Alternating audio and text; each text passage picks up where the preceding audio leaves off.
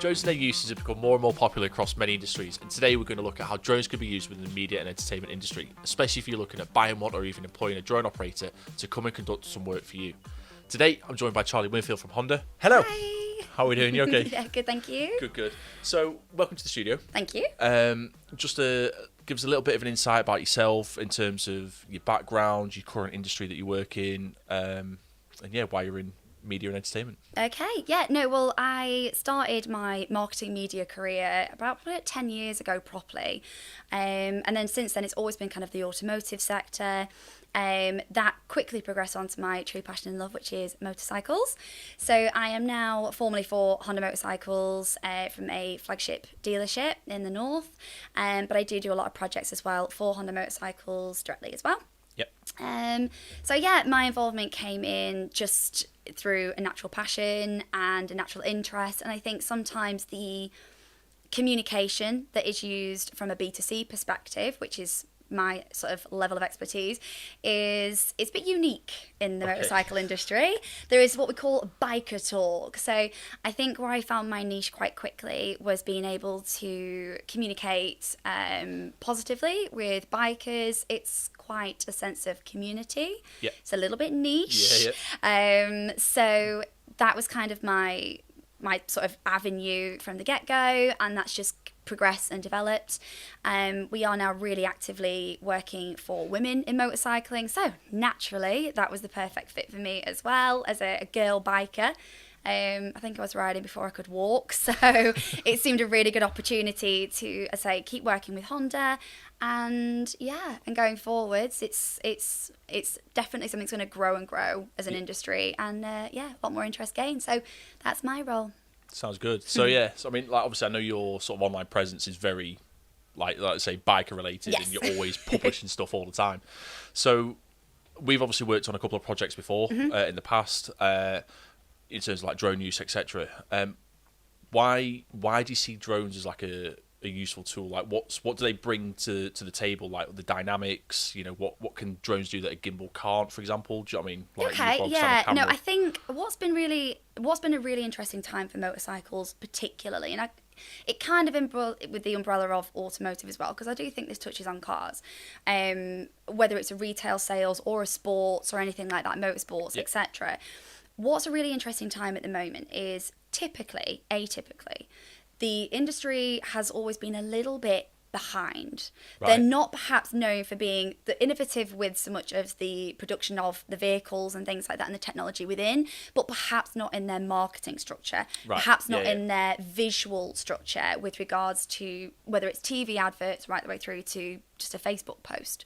So I think where we've taken a lot of advantage is that we try and see ahead of the curve a little bit, and the drone footage really, as much as some other industries are quite familiar with drones and are using drones actively, the automotive industry, particularly the motorcycle industry, is like, whoa, what's this? That's cool. And I think generally when you're dealing with a petrol head anyway, anything that's funky or tech or new instantly catches their imagination. So where we got the drones involvement really kind of had that wow impact. It had that natural sort of instinctive, what's this all about? And that just instantly engages your customer. Like I say, from ours, we are in motorcycle retail, so ultimately it's about selling our best example of ourselves, whether it's the actual machine itself or the showroom or our product line, even our staff. There's a big range of things that we're trying to keep putting down our customers' throats. Like, look at this. They've seen it all before. There's a really good stuff that is out there, and it's tried and it's tested and it's worked. But you add the drone element in, and all of a sudden you've got the imagination of your customer. You're instantly like, I've not seen this before. What can it do? What can I bring? And it is quite motorcycling as a community, particularly. They are quite emotive people. You're not dealing perhaps with a customer that just needs the basic. You get in a car, you go to work, it takes the kids, that kind of thing. Your typical motorcyclist are those that do it for the passion, for the fun, for the interest. It's not a standard vehicle that you need to to and from, Yeah, essentially. yeah. It is, it's on top purchase. A nice to have. It's a sort of hobby. thing. Yeah, it's a hobby. So you're not trying to engage a customer that perhaps is looking at it in a, bog basic kind of way. They want something that's part of that journey. So when you brought the drone footage in, and we were able to all of a sudden do a fly through as we did for the showroom. I mean, I was giddy. Like, I was like, what else can it do? I was saying, from a motorcyclist perspective, that was something that was really, really effective. Post-COVID, we are starting to get back to normal. I think from a consumer point of view, we're a lot happier to buy online. Now we're a bit more confident to buy online because we had no choice. So the idea of buying, let's use a motorcycle. The idea of buying a motorcycle online 5 years ago, 7 years ago, was near but unheard of. Bikers want to see it, touch it, feel it, ride it, grab it. They want to go on it. They really want that physical interaction. Whereas COVID landed and it was like, okay, now what? No, how do I get involved with this? Showrooms are shut. We can do a video walk around. We can send you a video and things like that. And that's good. But again, it's that immersive element that was missing. Yeah. So having the fly-through, is that the right? The fly-through? I'd go with that. Yeah. If you have the fly-through of the showroom, we have got a 2-story showroom. So in order to sort of bring that customer on board and actually show the desks where the sales guys are, through to behind the scenes, the clothing accessories. Well, that's what I was going to say, is the fact that we went into the workshop and all that in between. Like I say, it gave that customer journey. Yeah, it is. That reassurance that actually you're not just buying a bike and that's it, job done. Yeah. The actual aftercare and servicing, etc., is actually still top level, and that one-to-one, like you say. It is. I think it's a confidence that you're giving your customer as well. It's seeing who you are and a bit about you. You're not just getting a bike. It's what's that bike been through? It's been into our workshop. Okay, well, how clean's that workshop? How busy is that workshop? How many technicians have you got in that workshop? All of those is only going to inspire consumer confidence. They're going to look and go, oh, they've got the real deal there. Now, Honda as a manufacturer, and this is probably throughout motorcycling, full stop, there is no such thing as going into the workshop from a health and safety perspective. We cannot just say to, Mr. Jones, come and have a look at your bike in the ramp. No. Not allowed. There are some garages, workshops that maybe have little peep windows that you can sort of but ultimately, the geeks in us, the geeks in the motorcyclists, they want to know what's going on. They want to see under their bike. They want to see it come to bits. It's all part of that ownership of having your motorcycle. So, but we restrict that. So it's how do you engage your customer with the techie element and the interest of what's really going on behind the scenes without breaking serious health and safety clauses. I know, we'll get a drone. But it really did. And I think it properly showcases, from the workshop perspective, just what our guys are doing. And from a manufacturer point of view, Honda are happy. Because we've not broken any rules. And the footage that we put out really captured their eye as well, which was really positive. Cool. So yeah, I think on the whole, again, like you say, you see the sales element, the clothing, how to move around the showroom. I think we really enjoyed that part the most, because you sort of come through the door and it does naturally have a flow. Most retail spaces try to navigate the customer through before you get to the sales desk at the very end. You're going to go through everything before you get to your transaction point.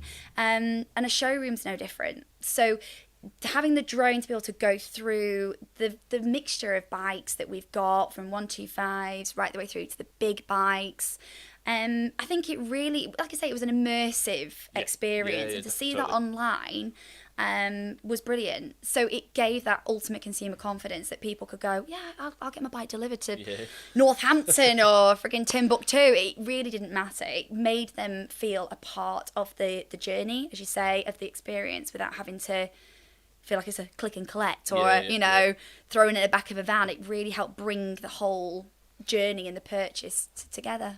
Especially with it, like, obviously Honda being an international brand, it actually, like you said, it brings it back to the core that you're all human. It's actually that personable approach, which, like I say, I think works really, really well. You wouldn't do it without a drone. I mean, I can walk through holding an iPhone, or I can the gimbals and all these sort of little bit of accessible tech, shall we say, that we've all kind of got and we all kind of know how to use. I think we're getting a bit savvy now, but it's not the same. And having that drone approach sort of gave a real, I say bird's eye view, but it just made it look a lot bigger.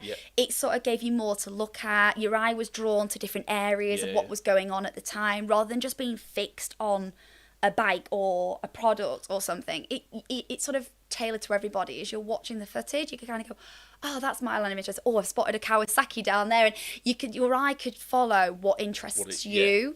So even though it was one fly through, it appealed to different markets and different individuals watching, because they saw something different in it. So that was really effective as well. That's good. That's quality to hear. So what are the projects then have you got? So that's one major one that you've spoken about there. What have you got? Any other good projects in the pipeline? So we have an event called Ride the Lights, which is literally just going through Blackpool eliminations on a load of motorcycles that also seem to light themselves up as well. But again, having that opportunity to watch riders pull out of the showroom, out of our car park, along the main strip, things like that. Because that's quite impressive. I remember doing, I think it was the first one that we did, and like I say, just watching 300 bikes leave the showroom with the drone in the hover felt like an eternity. But like I say, quite impressive to see it, and then chasing just literally rising up out of the way and just seeing the trail of brake lights go down the road. It was just like, oh my god. You can't catch that on an iPhone. And I know, only rewind a year ago when I was trying to do the last one, and we tried to merge some foam footage and things like that. It's just not effective. You are just watching bike after bike after bike. And that's great if you've got 25 minutes to watch bike after bike after bike. When you've got the drones, you say, that can pan out, you see the scale of 20, 30, 40 bikes in one shot. So you've kind of got the connection with your viewer, that they're not spending half an hour just watching a bike going out and going out, which is the extent of my footage. Whereas that pan out gave the scale, it kept your viewer engaged, and it has that wow factor. You just can't measure that. And we've tried. We have tried. We can't match that wow factor that your viewer gets. Depending on what the purpose is, that was literally just to showcase the event.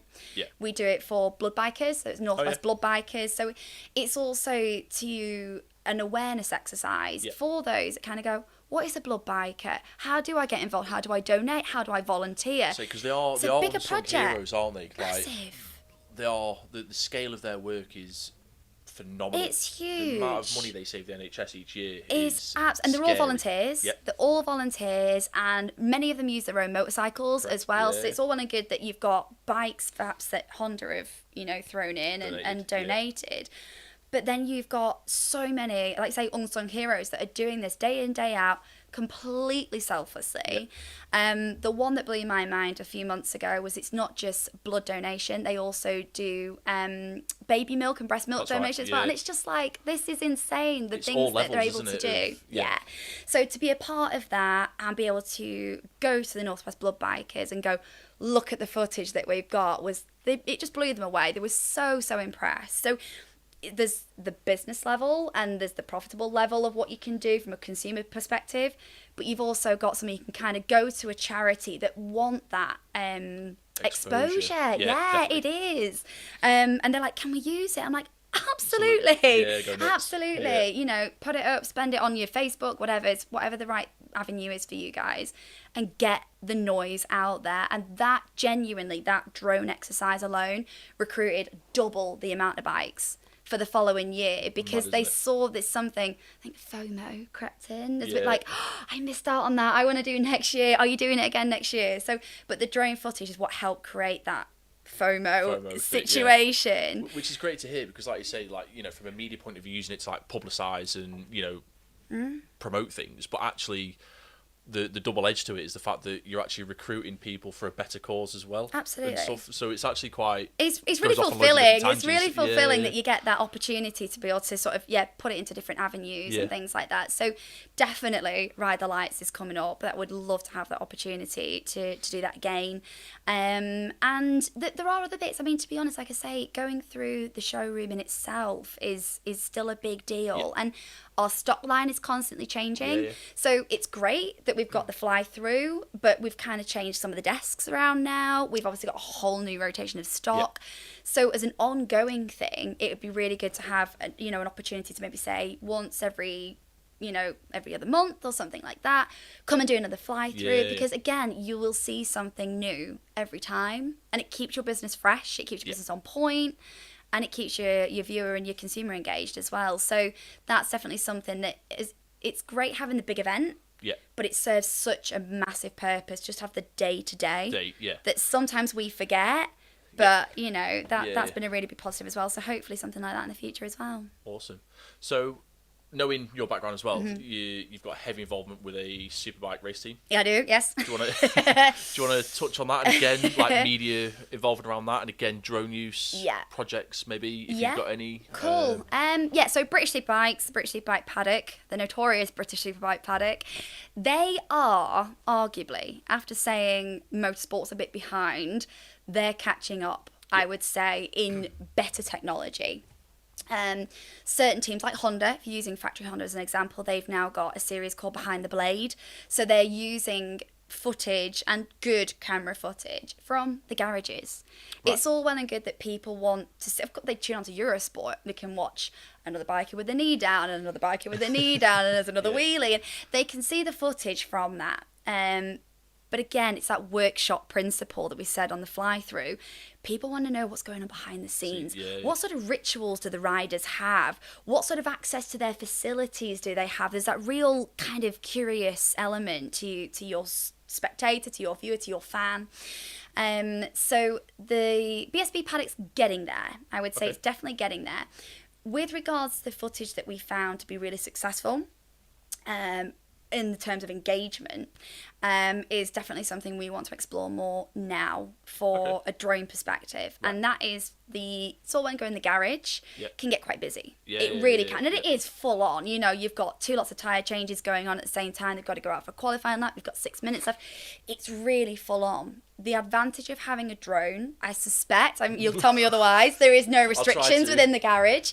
Out obviously on the track itself, I presume there will be some sort of flying restriction. Yeah. Whether that applies within the garage, it's a proper garage, I don't know. But it's in my head, I'll make it happen. Yeah. But from a garage perspective that is owned for that weekend, for that race weekend by the team, to have that bird's eye view, I don't know if I'm using the right term, but to have that, again, it's bringing that immersive experience of that's going on over there and they're doing that over there, and you actually really get a flow, because again, otherwise I find myself in the garage and iPhone, like going there and you go in there, and it gets quite, sometimes it shows the activity and how quick it is and how quick moving it is, but it's really bitty, it's really it's quite jumpy, and actually it loses the engagement of your viewer because it's chaos. It's actual working chaos. So I don't think I'd want to sit and watch, I don't know, a YouTube video or an Instagram reel of like all the time. Like it would just be like, oh, swipe. You're not going to stay invested in that kind of environment because it's just a bit much. You're not really sure what you're looking at. Yeah. From a drone, that would be awesome. That really would be awesome, because your viewer can look at, their eye can go to what is interesting them at that time. And you can, like with the TV screen, you can kind of look around at what's going on, and I like that. And it would kind of level playing field. It wouldn't be so, to me, to you, it would just hold that. And they'd be able to get down to, for example, our technician's level. For me, as a whole body with a phone and a flipping gimbal, and next minute I'm right up by my technician. It'd be like, well, you just get out my way. With the right sort of equipment, they're aware of it, but it's not as intrusive in their workspace. So with a drone, you potentially stand a better chance of being able to get up close to the action, probably more than I could, with a phone and things. In that space, if you will, as opposed to as a whole person, and exactly. Could you just pass me that, Lauren? You are a body block when you're in these kind of environments. If they're down, for example, with tire warmers and things like that, the last thing they want is you like kneeling on a plug and an extension cable, and a drone would be able to seamlessly be able to track that. The other thing that I think a lot of spectators and fans want to see right now is the rider inclusion element. Where do they go? What do they do? What's their behind the scenes? What's their routines? You know, that like kind you say, of stuff. all you see on the, like, you know, if you're watching TV or if you're down at the race event, you'll see the bike go by in a split second. Meow. Well, that's it for 8 minutes. Yeah, exactly. But like you say, you just see a body on a bike in leathers and a helmet. Like you say, to actually take that helmet off and be like, this is the rider. Yeah. This is, like you say, their rituals, their mannerisms. Yeah. Little, like you say, their behaviours and what they do. Yeah, they yeah. are human. Yeah. And that is a natural interest anyway. It's like the Big Brother syndrome, isn't it? Yeah. What's really going on? What do people really want to sort of hear and see? And what do they eat? That's an odd one. But it does happen. And I think it's really important. If I'm putting my media head on from managing their socials and their PR as I do, I want my fans to be engaged. I want them to feel as though they can take some benefit from the stuff that I'm publishing. I don't want to just give them another, hey, is a knee down on turn 2. Like, we've seen it all before. You want to keep them involved, and they want to feel a part of that racing family, because it is a family. And that behind the scenes element that drones can bring is huge. It's not just about putting a drone up high because you can. It's about putting a camera where you can't necessarily put a body. Reach, yeah. And you're kind of, you know, proving that point, especially in a busy race team. I'm just going to jump back on another point with terms of legislation. I know it's an absolute minefield because I've looked into it at race events. Yeah. And like I say, the content you could capture from there would be unbelievable. Yeah. What health and safety, you know, you've obviously got the bikes whizzing around the track, you've got thousands of spectators. Yeah. However, red tape. It is red tape. It's doable. It's doable. But it's red tape. And I think they're learning this. So Knock Hill was a BSB round that we do. It's usually around round 4. We've just done it. And there was talk about the drone.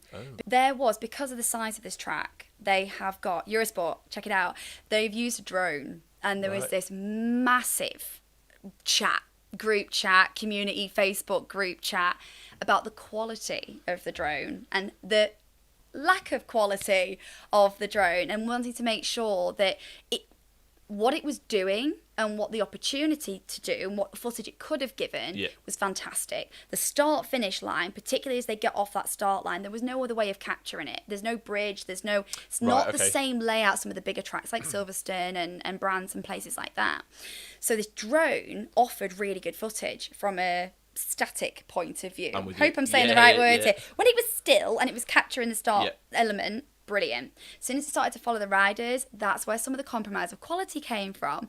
And the biggest conversation took place then of what are they using? Like, it should have been brilliant. So I think, again, from the BSB perspective, they are working out this is really positive. It's something the fans want to see. But it was really promising that they are aware of it now and the benefits. Absolutely. Like, so these restrictions that have been noted before and this lack of you can't use might be changing. So you heard it here first. I say, because like you say, like the technology that's out there at the moment, and we've touched on it with a couple of the videos that we've done in studio, or due to with the new technology that's come out. You know, you've got drones that can take 8K cameras and things like that. Do you know what I mean? It's no bigger than like that squared. That's mad, isn't it? Like, you know, you can live stream off that or even just record it and punch it out later on. It's, that's really scary. cool stuff. It is. Scary. It is a little bit, but I think, like you say, with regards to your legislation and things like that, if you've got the right pilot. Well, I was going to say, pilot, operator. If you're using the right person, and you've got the right equipment, genuinely, I would say the possibilities are at the moment endless, because every time we've done some before and you've sent me some more footage, I'm like, do you know, that'd be a really good idea. And the scale of what's imaginable just seems to get bigger and bigger every single time. So whether the racing element kind of catches up and they can see the benefits of it, then fingers crossed. Watch the space. Awesome. So she said about looking at operators there and pilots. If you were to, like, say, from a, I don't know, client point of view, in a way, if you were looking at getting a drone pilot in to do work for you, what kind of things would you be looking for in terms of, you know, from that pilot? Because, you know, we all know that you can go to, you know, come here to Scan and buy a drone, no problem, and then go out and start flying it. But in terms of like you say, like that higher end quality and, you know, something on your level as well. Yeah. What would you be looking for as a potential customer client from the drone operator? I'd probably wear two heads on that one. So the first one for me, being in media, I want to see a cool show reel. I want to see that it's done this, it's done that, and that I'm watching this footage. On my research, I'm looking at the quality of what's being produced, and I'd be like, yeah, I'm involved. I think that would be my first. If I'm actively engaged in it, I'm here for it. Yeah. I would probably have to then go to my directors and check out the health and safety and all the boring bit and make sure they've got all the right paperwork and the right insurances. And I know, of course, that plays a huge part in it. Yeah, definitely. But I think my immediate decision would be, do they look how they sound? Is the proposal that I'm getting to come and do this sort of footage mirrored up with what I'm seeing as a demonstrator, as a show reel, as a, you know, what's already been put out there? Does that match the quality? Again, there's that word, but does it match the quality? Does it engage me in the way that I know it will engage my customer? Yeah. Do you get the same feeling that you want to put onto your potential viewers, for example? Absolutely. I want that confidence, because the thing is, it is such a fast moving industry as well. Sounds awful, we don't really have the time to get it wrong. So we'd rather get it right from the outset, because sometimes, like I say, from an automotive perspective, you are perhaps having to then, as a media employee, have to go to the powers that be and the decision makers and get them on board. Yeah. That's not always as easy as you like to think it is. Sometimes, what do we need that for? And, you know, it's only afterwards when they see what's being created do they go, why have we done this sooner? Yeah. What more can we do? So I think the biggest part is being able to use, you know, an example, whether it's on your website or whatever, to kind of go, yeah, but have you seen this? And then you've instantly kind of got the ear or the eye of your directors or your company owners. So that was a big part from a media perspective, to sort of be able to go, I'm looking for that. I want the quality. I want to see that, you know, what can we do? What more can we do? Yeah. The health and safety perspective, the licensing perspective, all of that really came into play when we're talking about the workshop, from the in-house, but also things like Blackpool Tower. And the fact that, as far as I'm aware, there's some flight path or something. Yeah. Again, I'm going to go really daft when I say all of this, but I didn't realise just to the extent of what you have to have and the license you have to be able to do, and you're speaking to air traffic control and all of that was just like, that's what people don't think of. Is I certainly didn't. The drones, they are an aircraft and they have to be treated as such. So like you say, you've got to talk to air traffic and get the clearance from them to actually fly. And that blew my head, completely blew my head. Which is what people don't always understand, is quite a fine line between, you know, anybody can just buy a drone and crack on with it, versus getting the right person in with the right kit, the right experience, etc., to do that task. So like you say, very fine line, and your exercise kind of proved it. So just a little bit. No, honestly, Charlie, that's been absolutely fantastic having you in the studio, and really appreciate your time. Good, thanks for having me. It's been so insightful. So for yourselves, I'm going to do another video, tips, tricks, insights, the right kit for the right job, and hopefully this chat with Charlie's, like I say, got a nice insight into, you know, media and entertainment, how you can bring your drone, you know, elevate your drone footage. See what I did there? Elevate. Anyway, that's it. Any comments, queries, questions, drop them in the comments, and we'll see you next time.